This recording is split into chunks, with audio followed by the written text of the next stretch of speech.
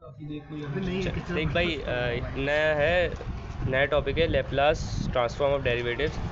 अब हम जो है ना सेकेंड ऑर्डर डिफरेंशियल इक्वेशन होगी उसका जो है हम लैप्लास ट्रांसफॉर्मेशन निकालेंगे। तो सेकेंड ऑर्डर डिफरेंशियल इक्वेशन में इस टॉपिक के 3 फार्मूलाज हैं। लैप्लास एफ डैश टी को हम लिखते हैं एस एफ एस और F zero. Laplace second derivative को हम लिखते हैं S square F S minus S F zero और एफ नॉट ज़ीरो। ये जो भी लिखा हुआ है ये फार्मूलाज हैं। अब जो इसका पहला वाला लेटर है ना ये कैपिटल है, यानी कि पहला वाला एफ कैपिटल है बाकी सारा स्मॉल है। यहाँ पर भी पहला वाला एफ कैपिटल है बाकी सारा स्मॉल है। अभी बता कैपिटल क्या हो? नहीं गलती हो गई वो तो सही करो ना। बता रहा हूँ ना मुँह से। पहला वाला कैपिटल है सारे स्मॉल है। सेकेंड ऑर्डर डिफरेंशियल इक्वेशन हमें वैल्यू दी हुई है वाई ज़ीरो की 0 है और वाई नॉट ज़ीरो की 2 है। इसको सॉल्व करना है। सबसे पहले मैं Laplace taken on both side कर देता हूँ इस इक्वेशन पे। यहाँ पे लैप्लास लगाया, इस पे लैप्लास आ गया, प्लस 3 इसके ऊपर लैप्लास आ गया, प्लस 2 इसके ऊपर लैप्लास आ गया, इज इक्वल्स टू लैप्लास 1 आ गया। अब हम सब पे जो ना फार्मूलाज अप्लाई करेंगे। फार्मूलाज कौन से वाले अप्लाई करेंगे? ये वाले फार्मूलाज अप्लाई करेंगे जो हमने डेरिवेटिव के दिए हैं। तो डेरिवेटिव के जो हमें फार्मूलाज दिए हुए हैं, अच्छा इसमें एक बात है कि हमारे पास ट्रिपल डेरिवेटिव में ज़्यादा यूज़ नहीं होता, डबल डेरिवेटिव तक यूज़ होता है, ठीक है। तो इसमें ये होता है कि मैंने सेकेंड ऑर्डर का लैप्लास ले रहा हूँ ना, मतलब सेकंड डेरिवेटिव का लैप्लास। तो सेकंड डेरिवेटिव का लैप्लास में ये फॉर्मूला लगेगा। जहाँ जहाँ एस आ रहा है ना वहाँ हम क्या कर देंगे? वाई कर देंगे। यहाँ पे मैंने क्या करा, जहाँ जहाँ एफ आ रहा है वहाँ वाई कर देंगे। एस स्क्वायर ऐसे ही आ, पहला वाली टर्म थी ना, तो पहले वाली टर्म का मैंने वाई कैपिटल रखा और ऐसे लिख दिया। Minus s y zero minus f first derivative 0। ये मैंने यहाँ तक इस टर्म का लैप्लास लिखा है। इस टर्म का लैप्लास मैंने यहाँ तक लिखा, ठीक है। प्लस 3 एज इट इज़ आ गया। लैप्लास ऑफ सिंगल डेरिवेटिव का क्या होगा? लैप्लास ऑफ सिंगल डेरिवेटिव ये होगा, यानी कि s y capital of s, s y capital of s, ठीक है। उसके बाद माइनस का वाई ज़ीरो, यहाँ तक मेरा आ गया सिंगल डेरिवेटिव का। प्लस का 2 आया ऐसे ही। लैप्लास ऑफ वाई का, लैप्लास ऑफ वाई क्या होगा? कैपिटल ऑफ वाई एस, ठीक है। उसके बाद इज इक्वल्स टू लैप्लास 1 का लैप्लास क्या था? 1 अपॉन एस मैंने यहाँ पे लिख दिया।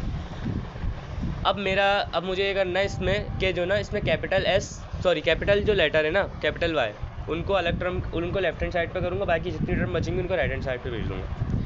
सिंप्लीफाई करता हूँ पहले, इसको अंदर मल्टीप्लाई करा, ये सब एज इट इज़ रहा। हाँ तो एस वाई एस ऐसे ही रहा, प्लस का 3y ऐसे ही आ गया, 2y ऐसे ही आ गया। मैंने क्या कहा था? तीनों y को एक जगह करा, इज इक्वल्स टू के बाद इस वाई ज़ीरो की वैल्यू क्या थी? 0। तो ये पहले का 0 जब इससे s से मल्टीप्लाई हुआ तो ये पूरा 0 हो गया, मतलब ये वैल्यू ख़त्म हो गई। यहाँ पर ये इसकी वैल्यू क्या थी? 2, इसकी वैल्यू हो गई 2। माइनस का था, माइनस का 2 उधर जाके क्या हो गया? प्लस का 2, ठीक है। उसके बाद इसकी वैल्यू क्या थी? 0। ये 0 का 0 ऐसे ही रहा। उधर हम लेके गए ना, क्योंकि हमें एक साइड पे कैपिटल वाई रखना है, दूसरी साइड पे जो कुछ भी आ रहा है उसको आने दो। उसके बाद कैपिटल वाई एस को कॉमन लेंगे। कैपिटल वाई एस को कॉमन इस वजह से लेंगे क्योंकि कैपिटल वाई एस जो है ना वो होता है इसके बराबर, यहाँ नज़र तो आ ही रहा होगा थोड़ा सा, ये इसके बराबर होता है कैपिटल वाई एस, तो हमें लास्ट में इसके बराबर लाना है। खैर कैपिटल वाई एस लिया, अंदर क्या बचा? एस स्क्वायर प्लस का 3s प्लस का 2 is equals to 1 upon s plus 2।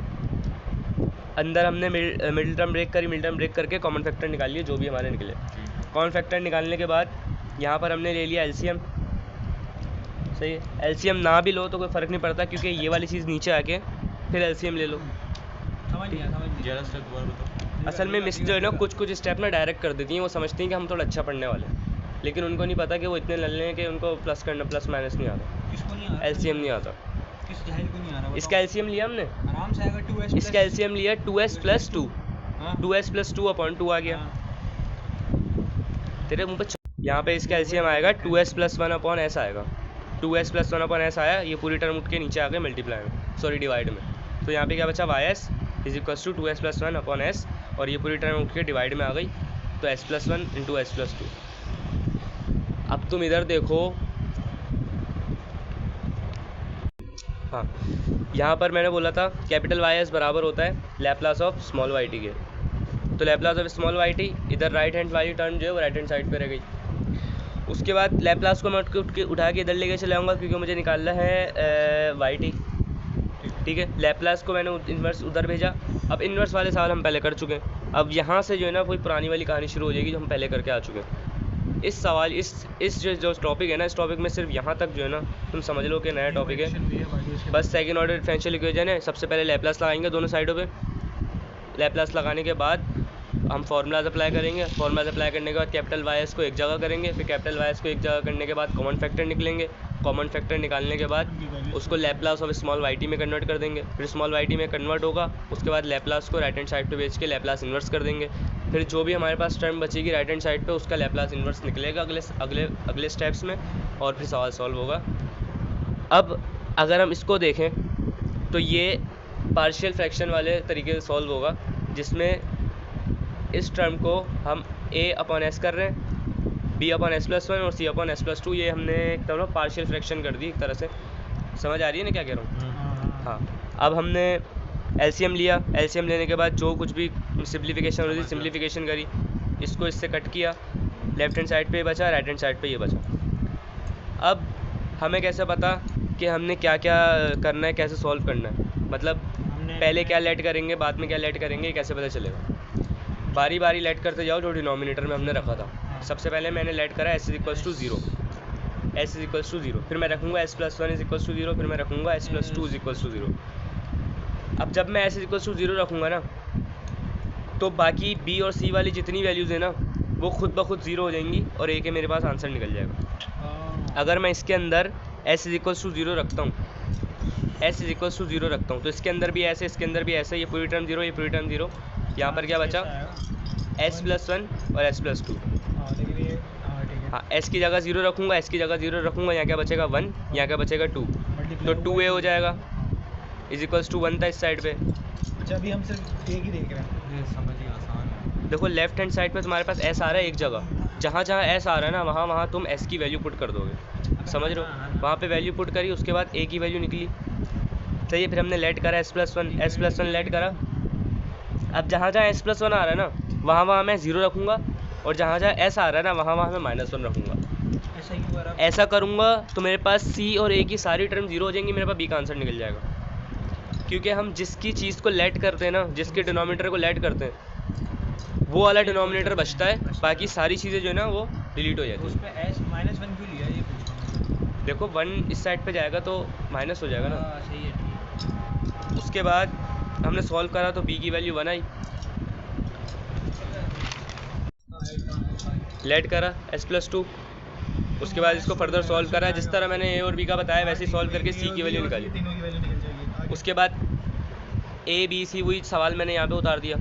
ठीक है, जो मेरी वैल्यूज़ निकली थी a b c की वो मैं डिनोमिनेटर में लिखता जा रहा हूँ। डिनोमिनेटर में न्यूमिनेटर में लिखूँगा, गलत बोल दिया मैंने। a की वैल्यू यहाँ लिखी, b की वैल्यू यहाँ लिखी, c की वैल्यू यहाँ लिखी।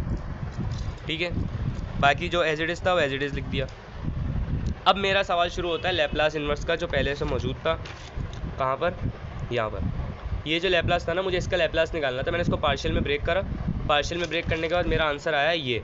अब मैं इस पर लगाऊंगा इन्वर्स। अब मेरा सवाल आसानी से सॉल्व हो जाएगा। वो मैं इन्वर्स निकालने के लिए अपने सवाल को आसान बना रहा था, तभी मैंने पार्शियल फ्रैक्शन में उसको पूरा सॉल्व करा ताकि मैं लैप्लास इन्वर्स निकाल सकूँ।